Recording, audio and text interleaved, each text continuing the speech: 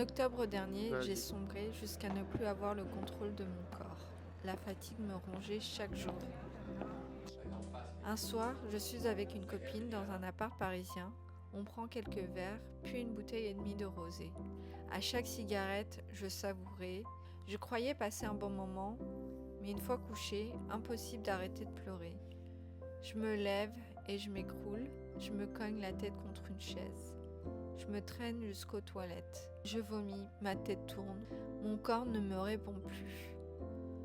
Et le lendemain, à 6h du matin, j'avais un tournage. Il fallait que je me réveille. C'était dur. Mon fils était en vacances avec son père et moi, je me retrouvais seule à profiter de la vie.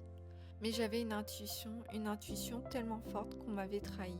Et même sans preuve, mon corps, lui, me parlait. Depuis ce jour-là, je me suis dit que j'allais arrêter de fumer et que plus jamais je me mettrais dans cet état-là.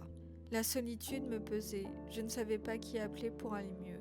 Alors j'ai cherché de la compagnie sur des applis de rencontres, mais rien n'y faisait. Je me sentais vide.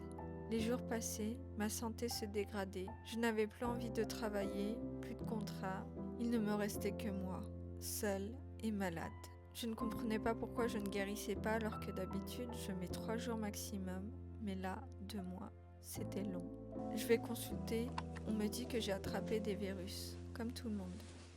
Et puis un jour, je découvre la vérité, pourquoi on m'avait trahi.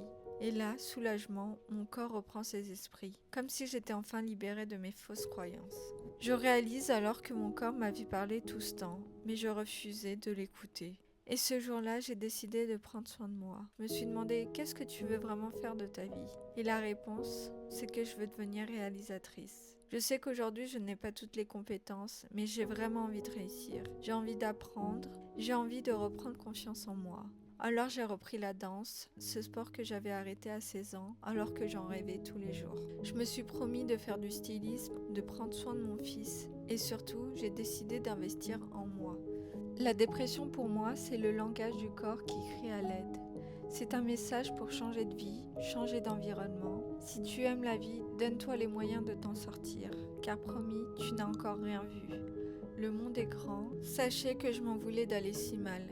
Mais être heureux, c'est aussi s'aimer, se respecter, ne pas vouloir plaire aux autres au détriment de sa santé mentale. Et j'espère réaliser mon rêve pour travailler avec des gens talentueux qui rêvent à travers l'art. J'espère que cette vidéo vous aidera, qu'elle vous donnera de l'espoir. Chaque personne compte.